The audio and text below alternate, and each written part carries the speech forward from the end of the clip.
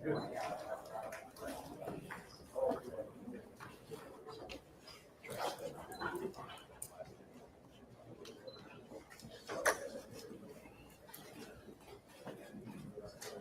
y'all ready? Okay, thank y'all for being here again today. Larry Letha, Kirk County Sheriff. I'm going to kind of go over some brief notes with y'all real quick, then I'm going to pass it on to the mayor. Hundreds of first responders remain along the Guadalupe River in Kirk County working to reunite families. The large search and rescue effort, including local, state, federal, and volunteer agencies, continue. As of 8 a.m. Central Time, 87 deceased have been recovered in Kirk County, including 56 adults and 30 children. Identification is pending for 19 adults and 7 children, with 1 additional person still unidentified. At present, 5 Camp Mystic campers and 1 counselor still remain unaccounted for. We ask private boats to stay off the Guadalupe River to allow search and rescue teams to operate without any interference. This is a tragic time for us. We're so grateful and thankful for all the resources that have been provided to us to do this job. And I can assure you we will not stop until this mission is complete. At this time, I'm going to turn it over to City Mayor.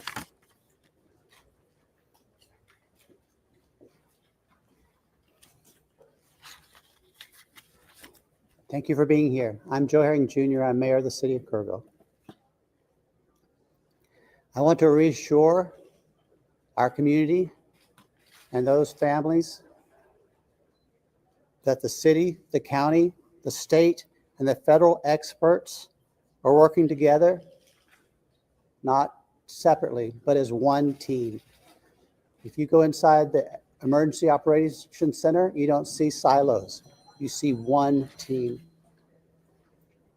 I want to talk briefly about in-kind donations. The outpouring of generosity has been tremendous, and we are grateful. We are working on a new system to accept donations. And when those plans are complete, we will post them online on the city's Facebook page. We are grateful.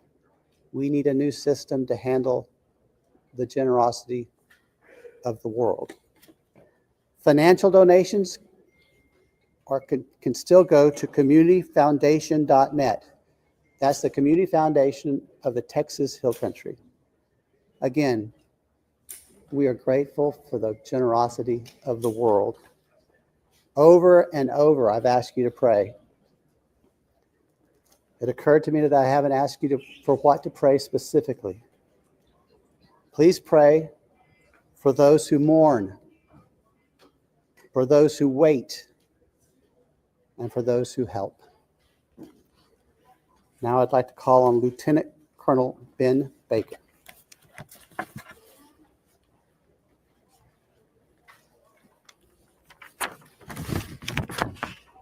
Morning, everyone. Thank you for being here.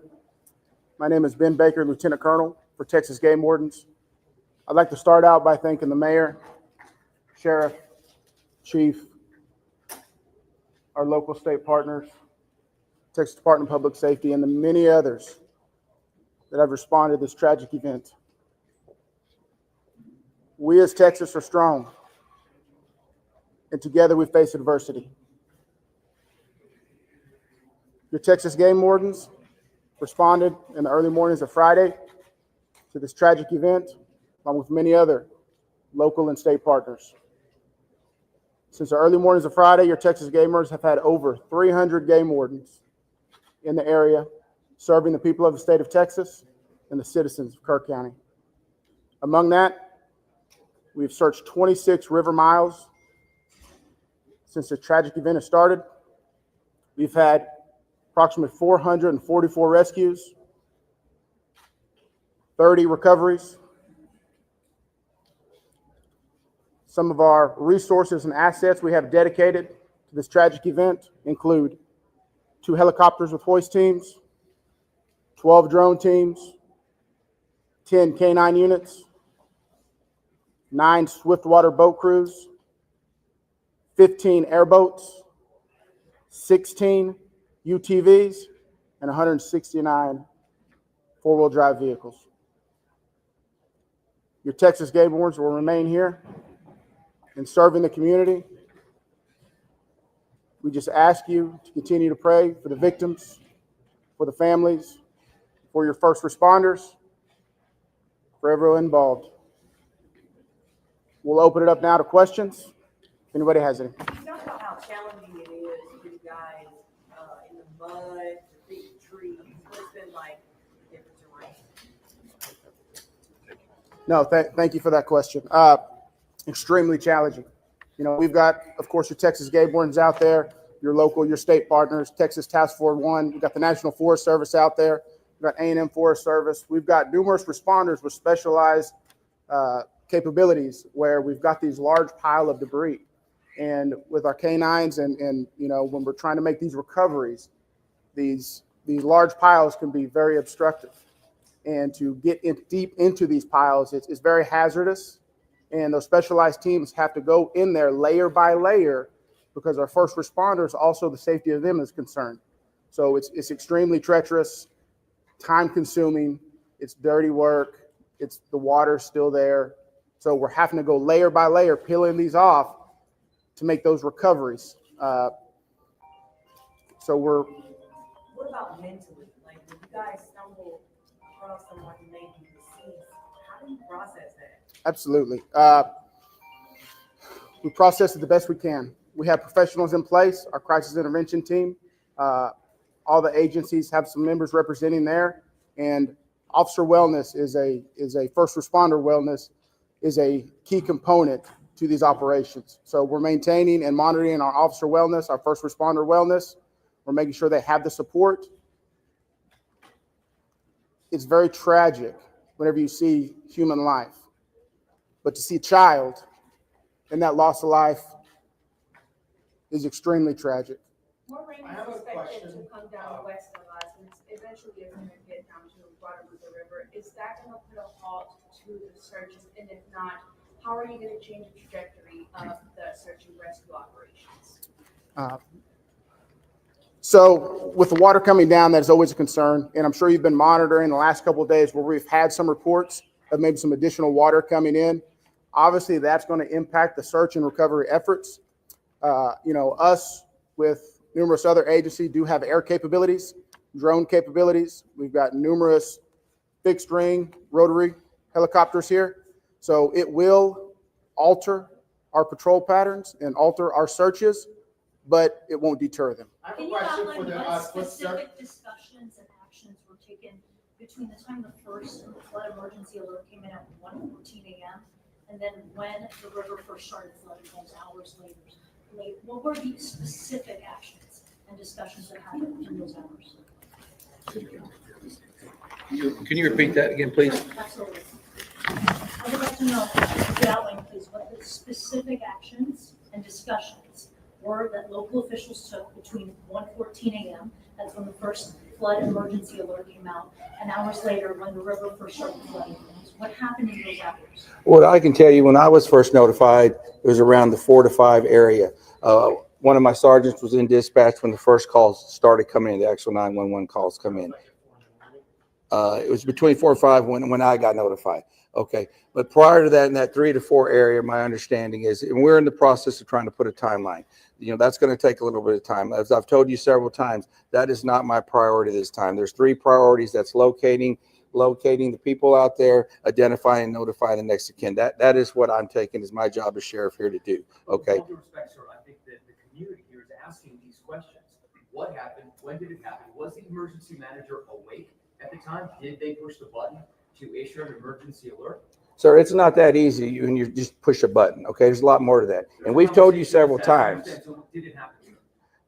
I can't tell you at this time. You Okay. can't tell me if the emergency manager of the Sheriff, county actually issued an emergency Sheriff, alert. okay, Sheriff, Shimon, just give me a second. Emergency Operations Center. Who runs the emergency? I'll come back to you. I'm going nowhere. Appreciate it. Who runs the Emergency Operations Center? We have a communication center, a dispatch. Okay. We have a communication center. That's where the calls actually go to the police department. Then they're forwarded to us. But leading up to this, in monitoring the weather, there's, in any large city, in any state, there's an Office of Emergency Management that is monitoring the weather, that is watching and listening and getting briefings. who was getting those briefings in this city, in this county? Who was receiving that information? And who would have ultimately made the decision to evacuate, hearing what was coming in from the weather service and all?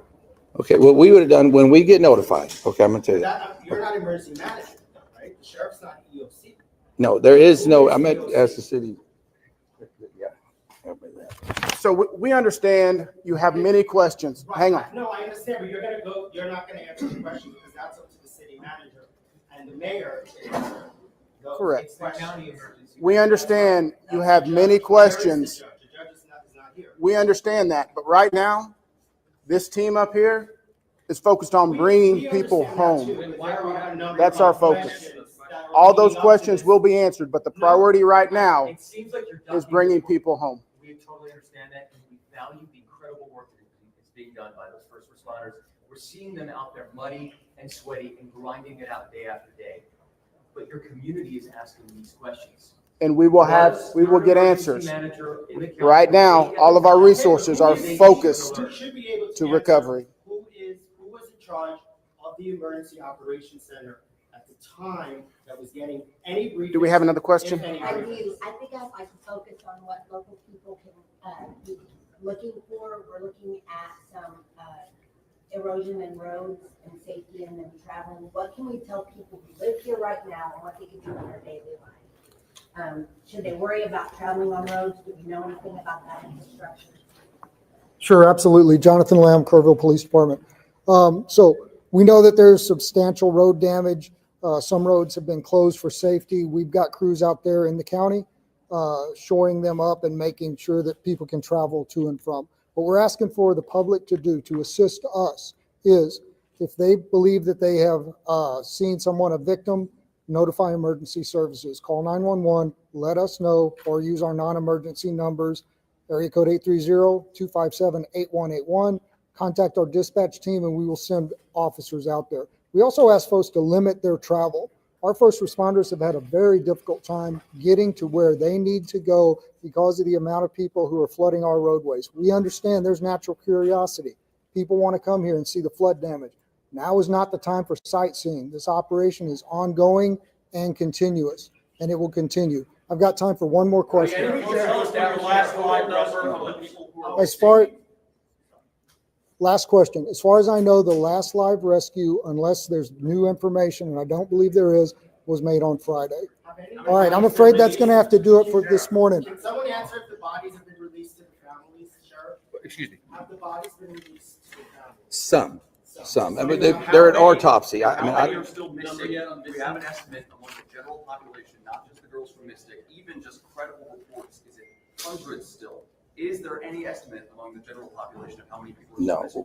I've told y'all several times, it's hard to know that number. No, we don't. I know the numbers that we have found, and that's all I know. You still don't want to tell us who was- All right, so we're going to continue our operations. The next time that we're going to be in front of y'all will be at 5 p.m. right back here.